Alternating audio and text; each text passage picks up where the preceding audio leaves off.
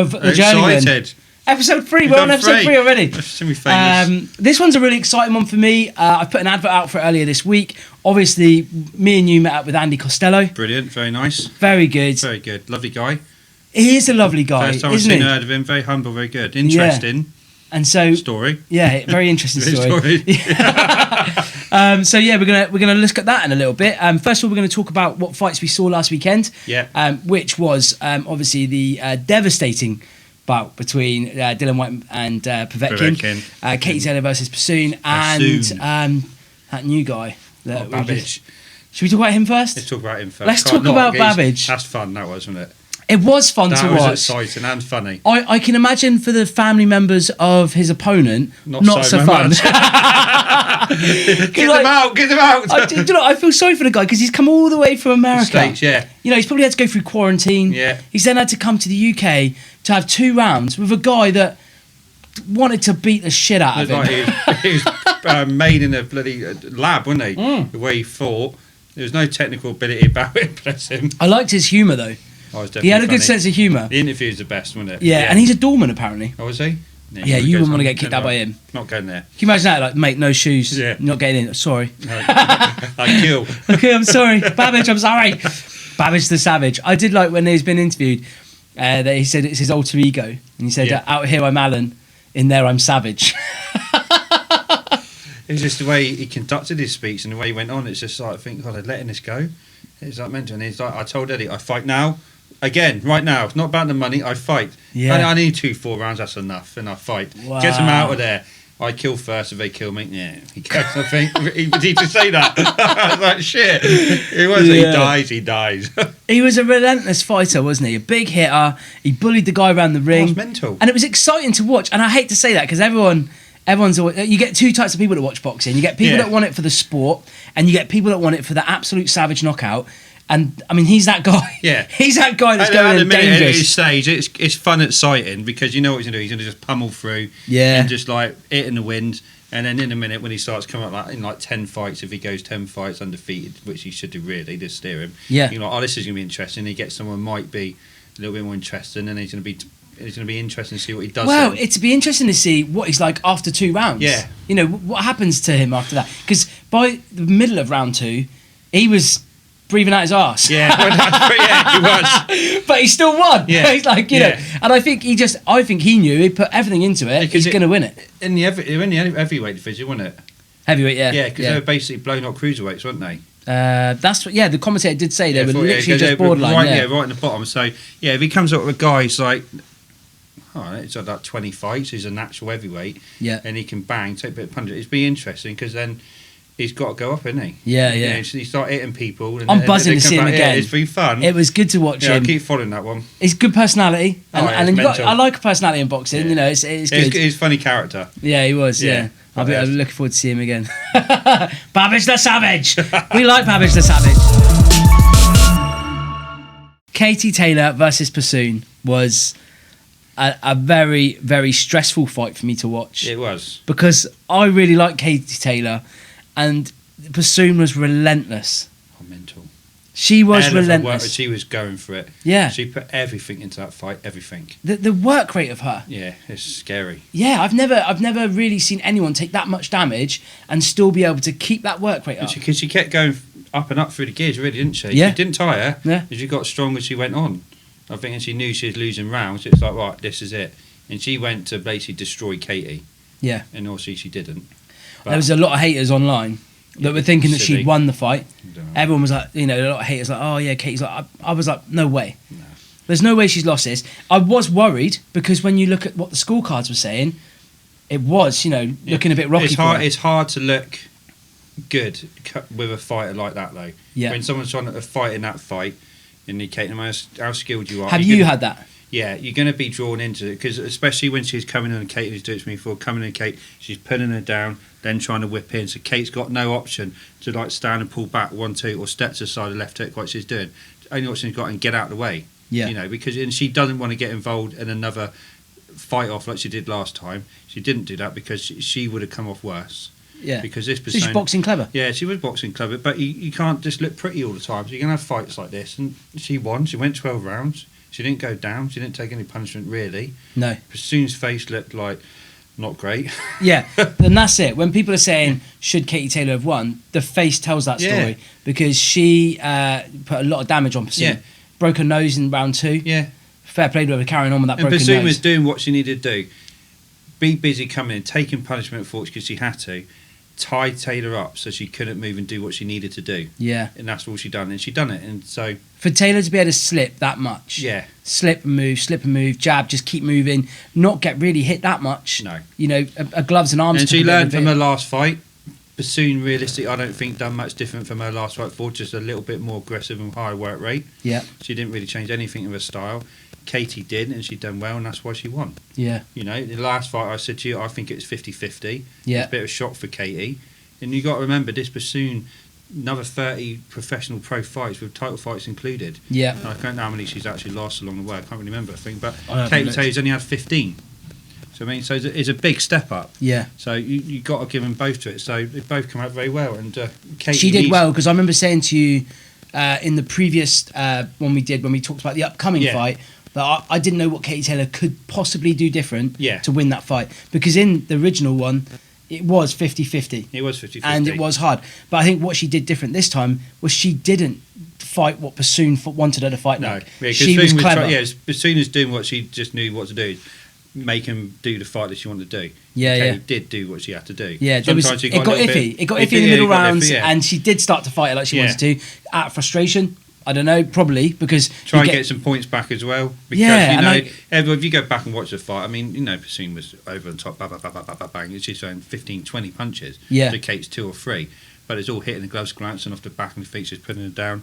So unless you really watch the fight properly, or you really know what you're talking about, you know which is you won. Yeah. So if you don't think, just go back and watch it. Simple, isn't it? Yeah, exactly. And I think people get emotional, don't they? Yeah. They're like the next day when they watch it, they go, "Oh yeah, she did win." Yeah, emotional, because all that, I said to you before, all that glitz and glamour out the way, and you can hear every punch and every sigh and every it's brilliant, and that's what drew me in, because it was, like I say, for you as well, for me, I needed her to win that fight. Yeah. You know, just needed for the British, and I wanted her to win that fight. And hear everything so more close up and personally, like ringside, it made it more intense. Yeah. I was never to see it, and even when little boys were watching it and they was enjoying it, and they think, God, you could hear that punch, Dad, and saying, yeah, God, she's tired. They could hear her getting tired, could hear sighing him in the corner. Yeah. And I think, yeah, this makes it so much better. It was a real eye opener for me to see, because I follow her on Instagram. I watch all her training videos. She's super fit. She's always doing those Gymshark videos. I think she's sponsored by Gymshark, or she does all those videos for them. But then you see her actually in a fight, and how out of breath she is, and how exhausted she is, and then she just switches it back on and gets back in there. It's like, wow, what an absolute warrior she is. It's a mental training ability as well that they go through. Yeah. Get the fitness, I think, because you got someone on top of you, is trying to destroy you. Yeah. And if you're tired, and they come through it, and the same with Bassoon, she's like, she knew she's behind, she knows she's getting hurt, and she knows she needs to win this fight, because last time she wants to get her titles back, obviously. Of course she does. You know what I mean? And she's hurt, her pride's gone, and and she's there, and she's put everything into it. So it's brilliant to watch when you see two people go. Fair play to her at the end as well. Yeah, and they're both world class fighters, and they've done brilliantly for themselves. You've got nothing to be ashamed of either one. Even if Katie Taylor lost that fight, there's nothing to be ashamed of. Yeah. That's interesting. Dylan White Povetkin. Did say 50-50. You did, and do you know what? You had mugging me off. Yeah, I was like Dylan White all the way. I love Dylan White. I was gutted when he got put down, and I was just like, only because if you haven't seen it, I've seen it. I watched it on YouTube. Just his journey so far. Yeah. And the pushbacks he's had, the bad press he gets, at the end of the day, he's a passionate guy who likes fighting. He's going to be fiery. I think people seem to sort of blow up on that and mug him off for it, but he's supposed to be that. He's supposed to have that heart and passion for it. It's the way he fights. Yeah. That's Dylan White. And so, I think in his heart, he wants to take on Joshua again. Yeah. He wants to take on Tyson Fury. Yeah. And now it's just gone, no. I feel that the politics have destroyed him a lot, and destroyed quite a few bits in the boxing. A lot of it's gone on, as we know, but we won't get into that. But yeah, I feel for him. Nothing against it, but I don't think he was a Dylan White that should have been in there. Really, he done well, but he just, I don't know. It's different. I mean, come on, that punch though, when I knocked anyone off their freaking feet. Yeah, I mean, he right up Even until if that he didn't- moment, he was winning. He was straight back up. Yeah, he was winning. He was doing right. But he just didn't. It's not a put me down because he's doing everything right. But just in my sense, not as enough authority of Dylan attitude on top of him. He lost that little bit of Dylan attitude where he comes through and puts his pressure and presence. What, in that round, do you think? No, in that fight. Oh, okay. He boxed really clever. He done really well and he's done everything at you, but he just didn't have that bit of Dylan presence on top of him. And I think that's what gave Povetkin that little bit edge or luck to get that punch in. Because when he went, what round was it? The fourth round? Can't remember. Round it. When he went back in the last round, he went down on the knee, didn't he, Povetkin? Yeah. And when he went down around, it sat like that, and it was basically like, yeah, I've been down. Fuck it, I've got this now. I've got this round. It was like he knew he could take a bit of punishment and get in because it was a perfectly timed punch. But like I said, it could have knocked Joshua or anyone out. You've done all sorts of fight training. Yeah. What was the first thing you did? Judo. Judo, okay. Yeah. That was my first combat sport. I did weight training before judo, and then went into judo. Weight training. So, did you want to compete in like Mr. Universe? Is that what we're saying? Yeah, well, I did. Did you? I did a competition. I did. No, you didn't. Yeah, I did. Yeah, Right. Yeah. Honestly. I never knew this about you. Yeah. How old are you? 16. 16. Christ. What year were you 16? Oh God, that would get. Don't do the maths. That was 1983. That was when Arnie was like at his peak, and he was doing all the weight training stuff. Wasn't he? Yeah, he was making the Conan films. That's it. Yeah, Conan the Barbarian. Yeah. Oh shit! No way. So you were going to be a weightlifter? Yeah. Wow. And so what put you into judo?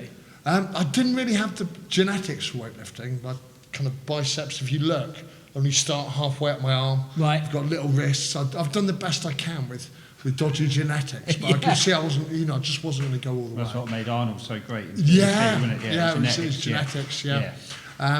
Is that what it comes down to? Like, Yeah. is it, seriously? Yeah, it's all genetics and symmetry of the body. So no matter how much you try, Sometimes you've got, like anything. Yeah, well, I mean, you always can look better, but if you want to look like Arnold, not everyone can look like Arnold. It's not. Right, It's not like work hard, believe in yourself, and you can be Arnold. Because you can't. Yeah, there's certain things that certain genetics aren't going to let you do. Right. No way. So then you got into judo. Yeah. Okay.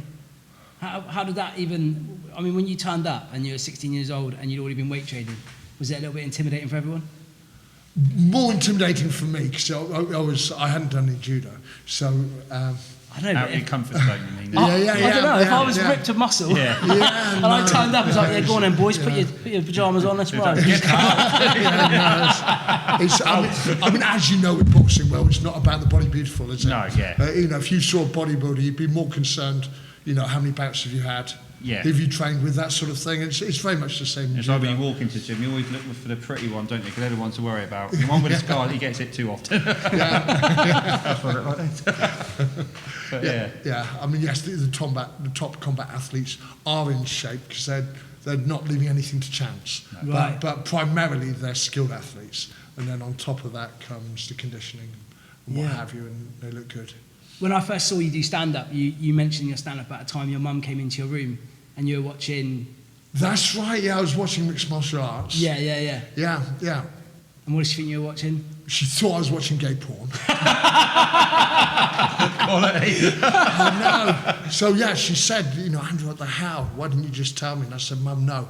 And she said, that's gay porn. So I got another video out from under my bed and said, no, Mum, this is gay porn. Slip it in. It's all right. So when you watched that, because I remember back in the day seeing like old DVDs of like UFC. I don't know if it was called UFC then. It must have been when Royce Gracie was doing it. Yeah, it started out UFC. Was the flagship. And like he'd turn up in this sort of stuff to fight, and then just be whooping everybody. Wow, this guy's amazing. Yeah. Is that what got you into jiu-jitsu then? Yes. Okay, no way. Yeah. So your judo career that you had, because I can't remember what you've won in judo. You've won stuff. I was British champion. I was in the British team for judo. That's incredible. Yeah. Well done. That's so smart. And so what pushed you into jiu-jitsu after that? Well, I got a bad judo injury, which was my knee. Right. And I had to take a layoff for about 5 years. And that took me up to about the age of 36. By which time, for judo, you kind of passed it. But for Mixed martial arts, there's so many other skills. Yeah. You're not. And also judo's really hard on your knees. Yeah. So I needed to do a sport that wasn't hard on my knees, but was still a combat sport. Plus I thought it looked cool. Yeah. You know, it looked good. It was an exciting challenge. So wow, you were 36 before you got into. Yeah. I never knew that. Yeah, I was, Shit, because Still time for you then. Yeah, well, that's it. Do you know what I mean? No, I don't want to start. I'm not coming to Project Mayhem. I've seen the fighters, okay? They are not nice boys. But like, I'm 35 this year, and I just think I'd love to do stuff, but it's too late. It's too late. I'm 35. But you literally started Brazilian Jiu-Jitsu at 36. Yeah, but I had the Brazilian Jiu-Jitsu and MMA. Yeah, but I already had the background. Yeah. So you imagine, Will, you're ex-ABA champion, aren't you? So if you were going to go into MMA, I expect you look at the MMA fighters and think, well, I could handle them fist-wise. Yeah. So all we would have to do, we'd just have half the game to work on. Yeah. You know what I mean? It would just be a case of bringing up your grappling. Behind you to work. That's right. Yeah.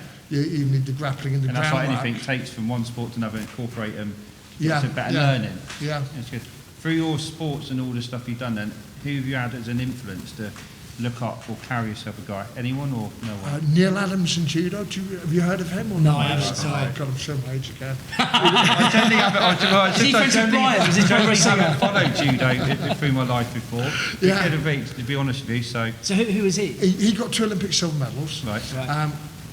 And he was kind of like the Posh and Becks of the day. He went out with a girl called Sharon Davis. Oh yeah. Do you remember her? Yeah. So it was kind of this sporty relationship. Oh, right. But I mean, he's also a very giving teacher, which not all the champions are. Some of them are too self-absorbed. Right. But you know what I mean?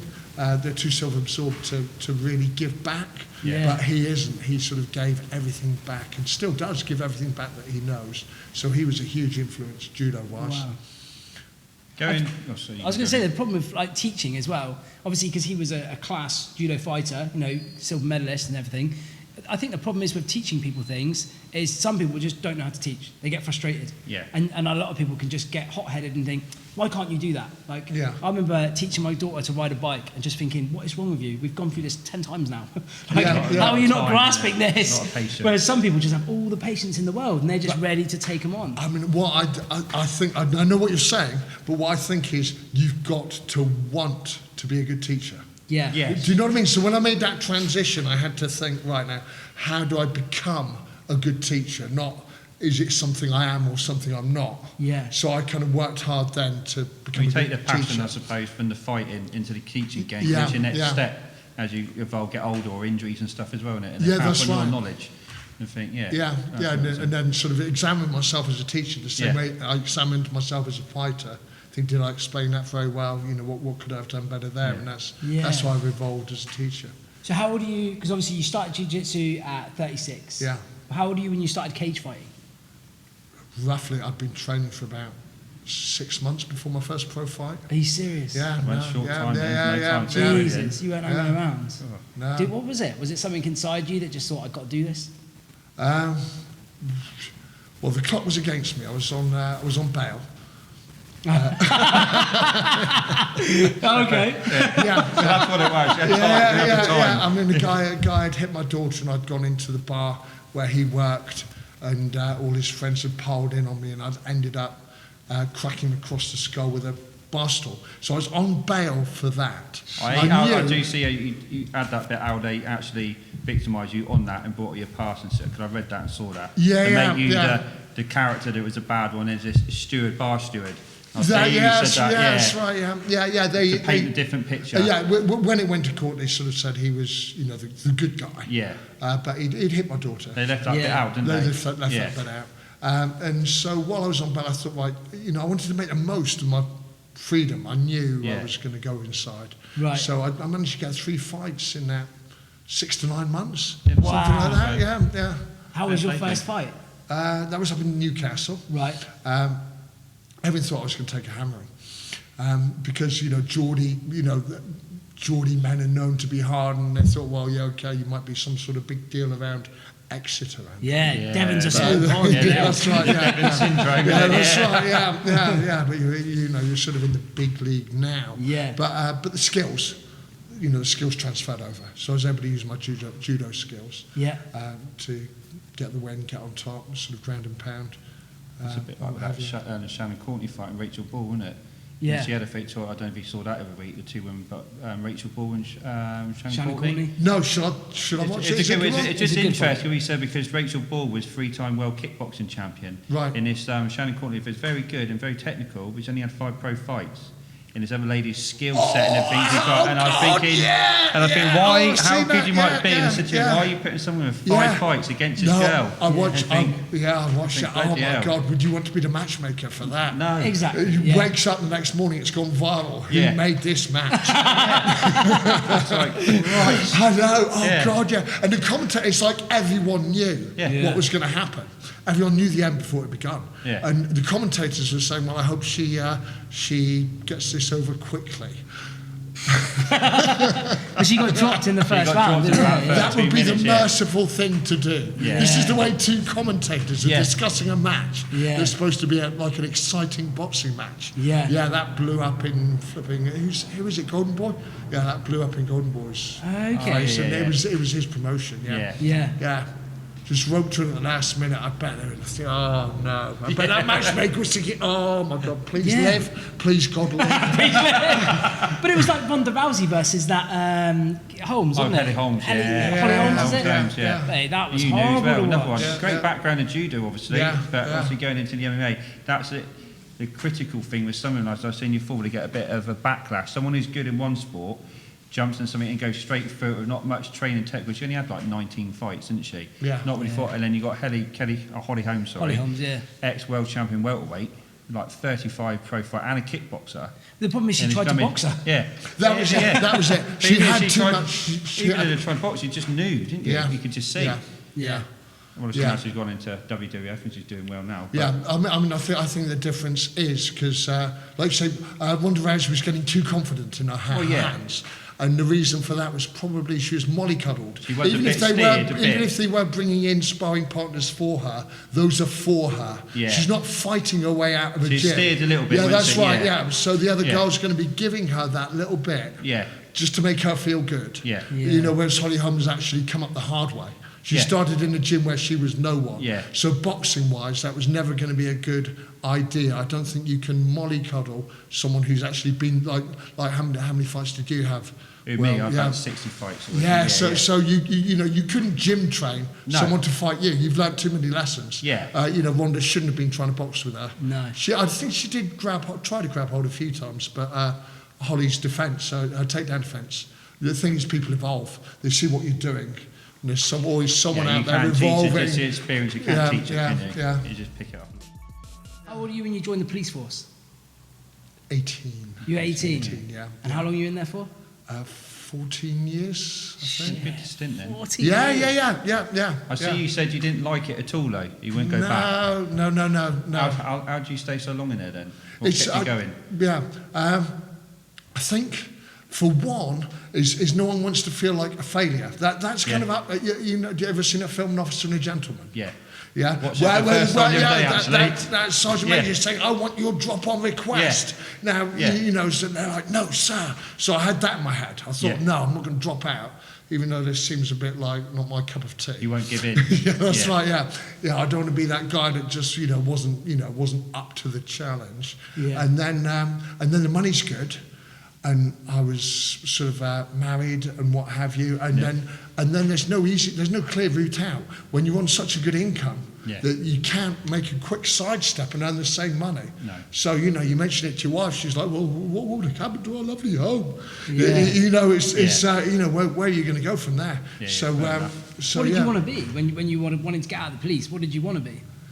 I was happy being a doorman. Okay. Yeah. So you were doing the door on the weekends as well as being a policeman? No, you can't do that.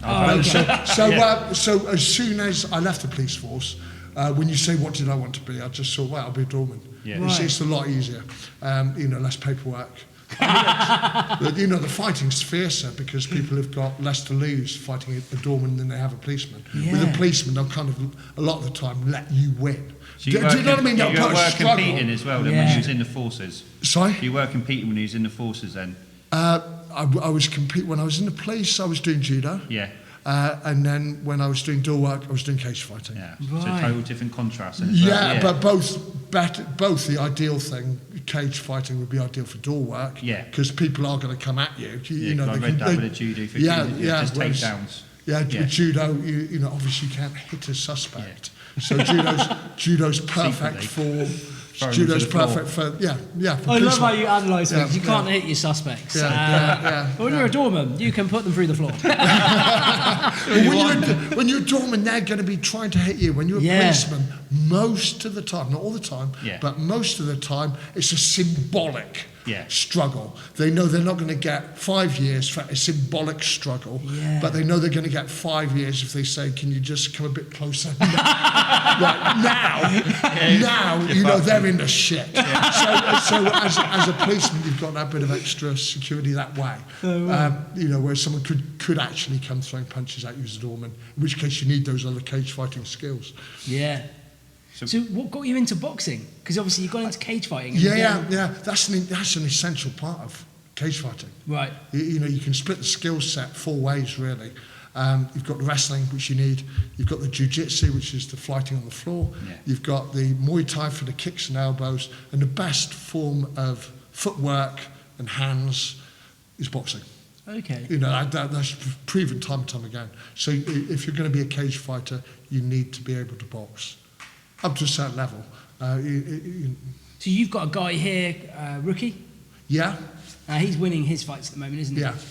Do you train him to box? I don't teach his boxing. Right. He goes to another club. I do teach boxing, but he goes to another club where he's got more of a variety of sparring partners. Right. And I focus on his jiu-jitsu and grappling and the kind of overall picture. Wow, okay. So when you're training him, he's obviously, when training comes back, going to be coming to the gym here lots, going to the boxing lots. How long is he in the gym every week? Oh, he trains every day, I think twice a day. Does he really? He should be. He'd better be. Are you listening? So, because when cage fighting comes back, I guess he wants to be ready for it. How old is he? He's quite young, isn't he? Yeah. 22, 23. So he's still got time. Still got time. Wow, incredible. To go all the way. How many fights has he had then? 4 and 104. Oh, good. Well done. And how's he won them? 3 by stoppage. I think 3 by first round armbar stoppage. Wow. And then the first fight went the distance.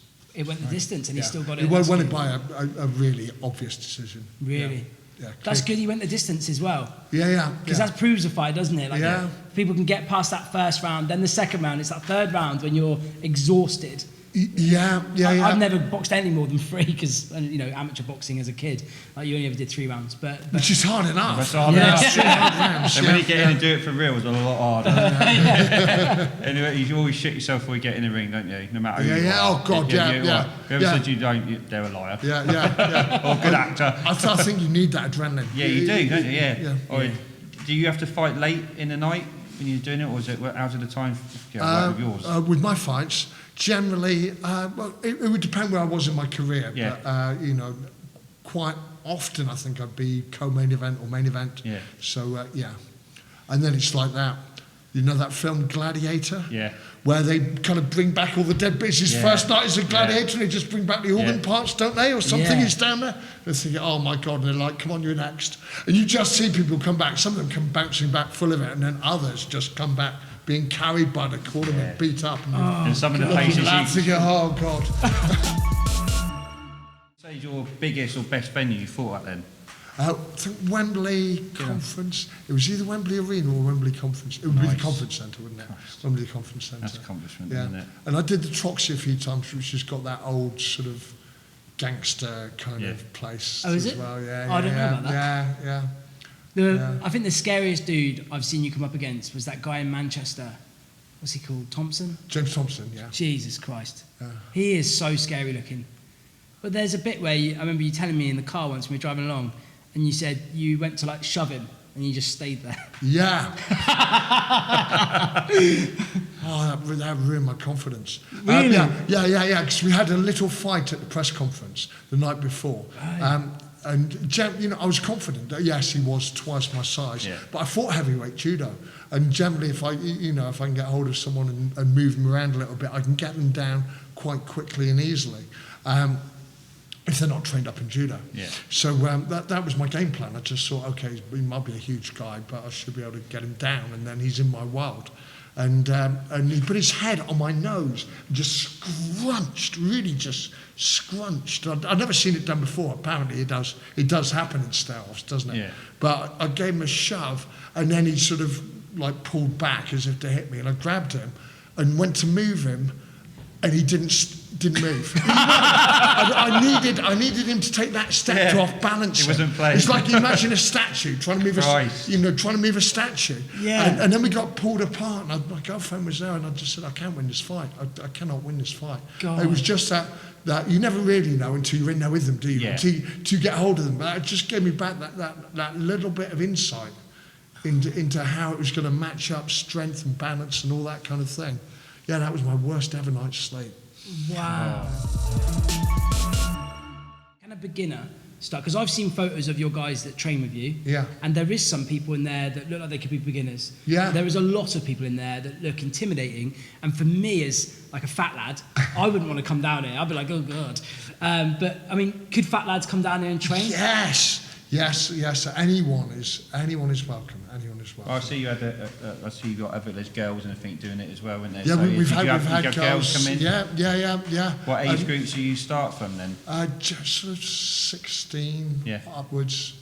I mean, I wouldn't be much of a businessman, would I? If nothing else. No. Not that I'm in it for the money. I'm not. But you know what? Your prices are actually really reasonable. Yeah, I looked and saw, yeah. and I think that's a really reasonable price. Yeah. Because what's that? A monthly fee of £40. Yeah. And how often do they come here? Yeah, that's right. As often as they want. That's So amazing. you come as much as they want for 40 quid, so that's good, isn't it? So yeah, it's. I mean, if I was out to make money, I think you'd be into property or something. You just don't hear about it. Jiu-jitsu millionaires, but I do need to pay the bills, and I wouldn't be a very astute businessman if I made beginners feel intimidated or unwelcome. Do you know what I mean? So if anyone could just come here and train. anyone can come in and then. Do you have like a beginner class that people can do?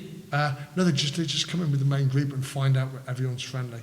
Really? Yeah. Good, nice. Wow, that's incredible. Good. Well done. I do think you, anyone, because, if I said to someone about Brazilian Jiu-Jitsu and they said, I'm a fan, and then I said, oh, do you know about Project Mayhem?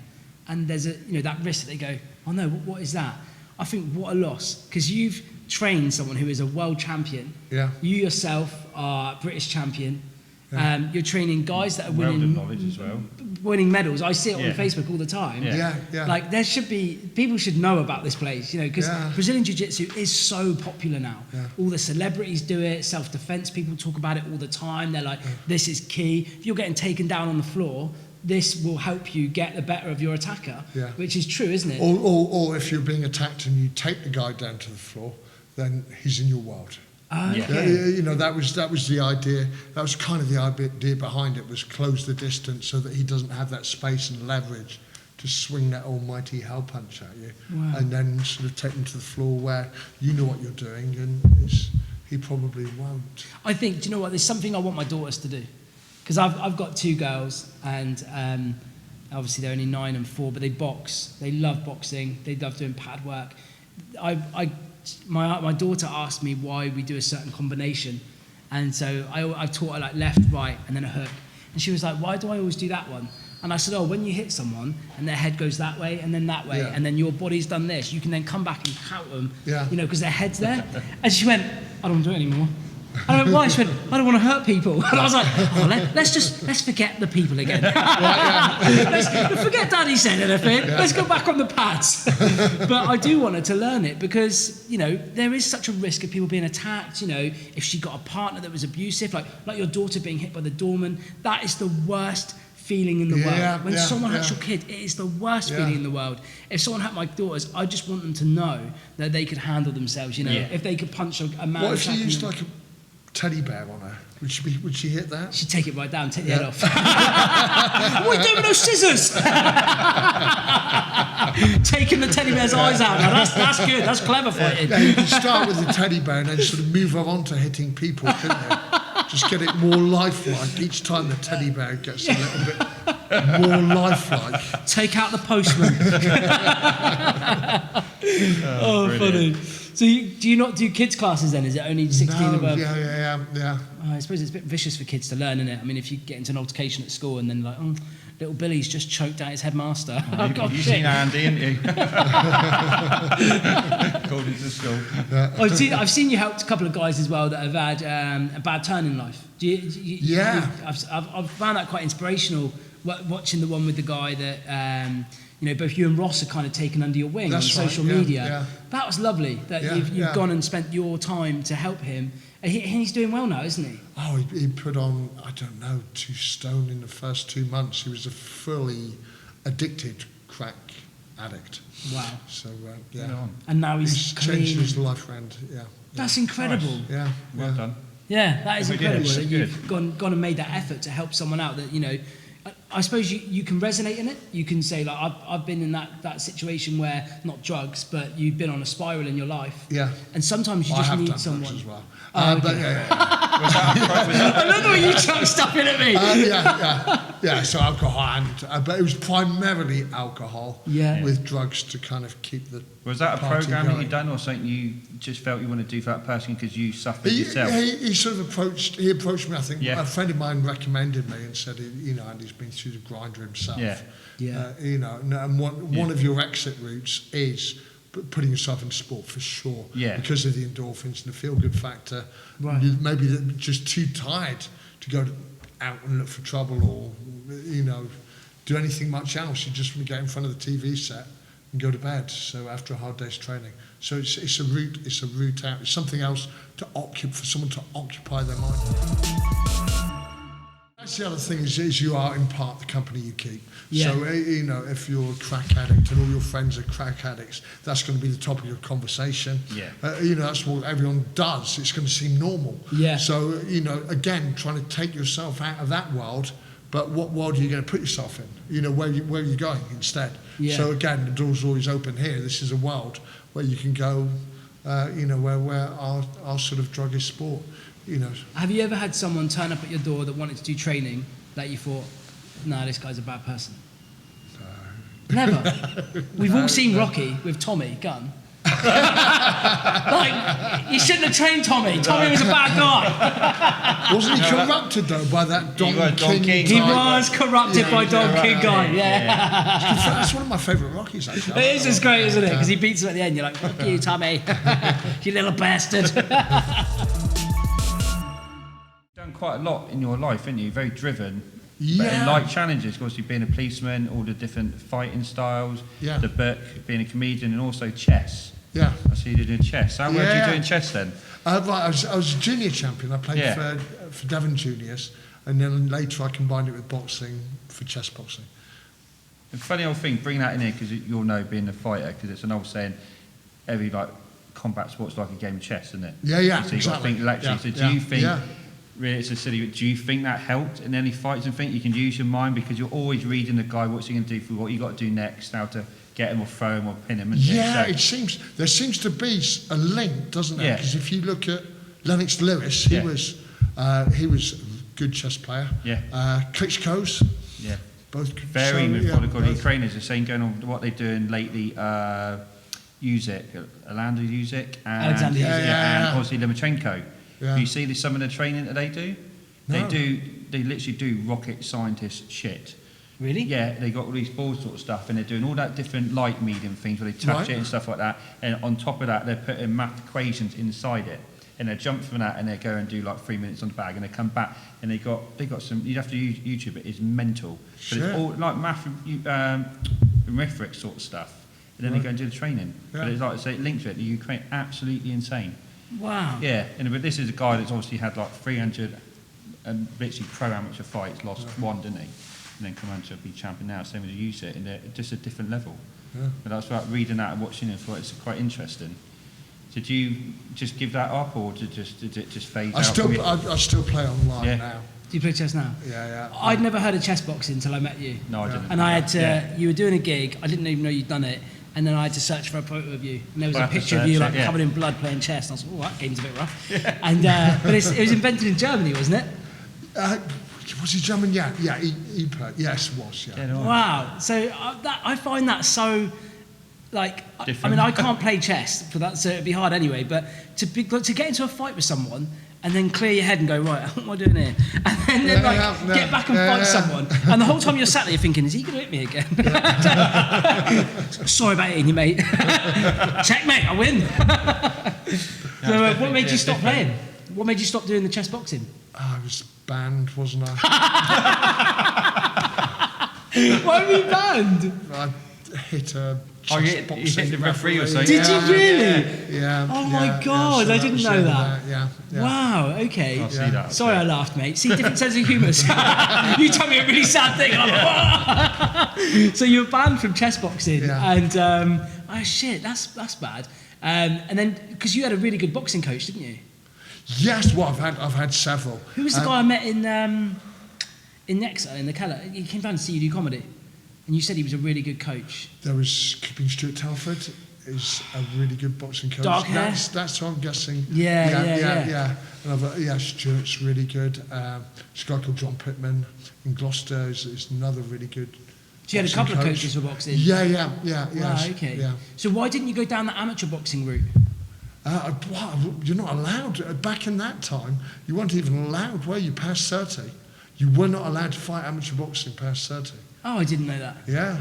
Well, now they I would have liked, but then they raised it to 40 just as I hit 41. Just as I got 41. So it's always just been out of my grasp. Back in the day when I was fighting, you don't get it now, but you get people who have done a lot of like mixed martial arts yourself, have like 10 amateur fights, and you've had 10 you could fight them, and I had that a few times, and you think, this guy's fucking good.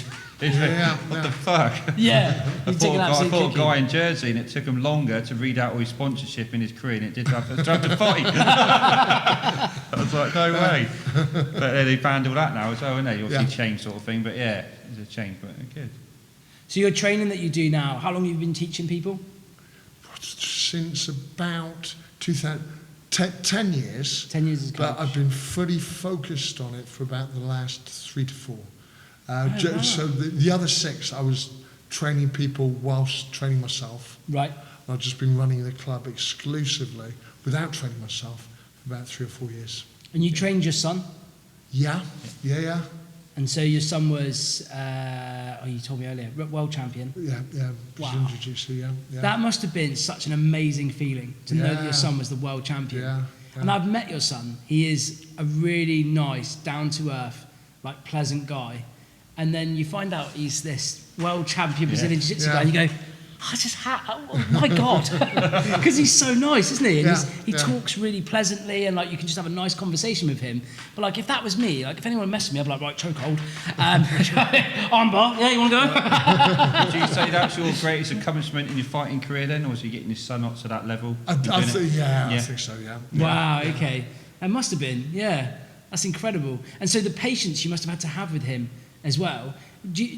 Is there like, I mean, did you have to hold back from pushing him too hard as a coach, or did you just push him? Did you make him go? Just pushed. We pushed and pushed. Really? Yeah. It's the only way? Yeah. No love, is it? Yeah. No.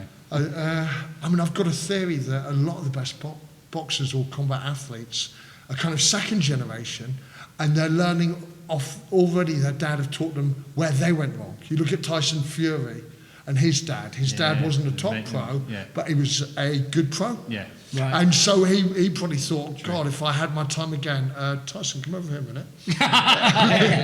So now he can teach everything from a young age. It's taken him a lifetime to learn. Yeah.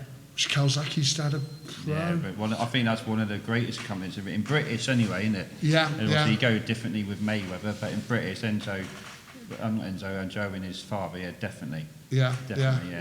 And Mayweather was his dad a world champion or just a champion? No, he was. I think he was under the world champion welterweight because obviously he fought Robinson. No, Sugar Ray, I think, didn't he? Did he? Yeah. So that was Roger Mayweather. Yeah. So he had a good, quite accomplishments, and a good fighter. Generally it's the guys you don't quite get there. Yeah. You know, the guy that does is out in his tweeds, isn't he, shooting pheasants? Yeah. You know what I mean? And just racing fast cars. He's not going second generation. Joe Kozaki's dad was never done any boxing, I think, before, and he started off with see the documentary.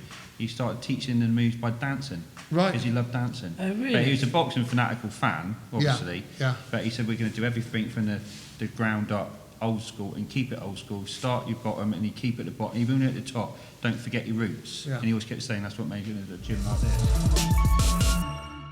Put every ounce of you into your team that you train here. You've got quite a big group, haven't you? Yeah. You must have a lot of heart in them. Do you take it personally when they lose and things like that? Well, jiu-jitsu, it's not the same as losing in boxing or MMA. If one of them lost an MMA fight, I'd be, oh God, it would ruin me because there's so much invested in it. You take it that personally. That's amazing. Yeah. The whole family's there. They're like, come on, you can do this. And they all look down on you, don't they? Yeah.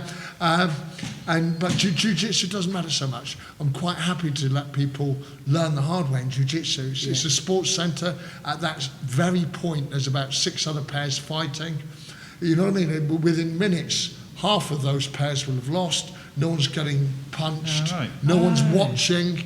You know what I mean? And you're gaining valuable experience. Yeah. So if you're going to learn, let's say you make a classic mistake on the ground, you give up your back and someone chokes you. Much better that happens in some sports centre when no one's watching than it does later in the cage. Right. When it actually, does have it, you can't dispute it has some significance. Yeah. If your fighter loses, everyone's around him like I don't know, like he's just, like they've lost a relative or something. It's it's tragedy time. But in jiu-jitsu as well, because as well, the great thing when I put them in early, I can then make the point you've got nothing to lose. You've been training for 6 months. Yeah. These guys have been training 12, 18. Go get them. What have you got to lose? Yeah. You're not going to get knocked out. You're not going to get hurt. Just go after them. Whereas I think if I waited 18 months and then said, right now you're ready, put them into, now there is pressure. Yeah. Now they're just looking at you, getting choked out, saying, why? Why, Andy? And you're like, tap. And if I've waited 18 months, in that 18 months, you could have been getting valuable experience on those mats. Yeah. So that's the way I went at it with judo. I used to want, if there was an Olympian in my weight group, I would want to fight him. And I would know I was more than likely going to lose. I would just sort, right, let's see what we can do. Everyone's expecting to lose. Yeah, that's right. Good experience. Let's see what you can do. He's the one who's got to be nervous, so I can just go after him. Yeah. And I'd try and... Yeah, it makes sense. I have heard, because obviously I know some of your guys, I have heard that you, even on the sports centre ones though, you will give them a bit of advice. Like you're down on the mat, like, choke him! But it's not allowed, is it? You're not allowed to shout like, get him, Gary! But you are so passionate about it. Oh, yeah. While they're on there, I'll become, that's the philosophical Costello once the match is over. But while I'm on there, yes, I'm 100%. Come on, let's win this. You are there to win. Yeah. I can just imagine some mum watching her son fight one of your guys, but there's you like, kill him, Danny! Kill him! Choke him! She's like, just let him go! It's a little bit more technical. Oh, okay.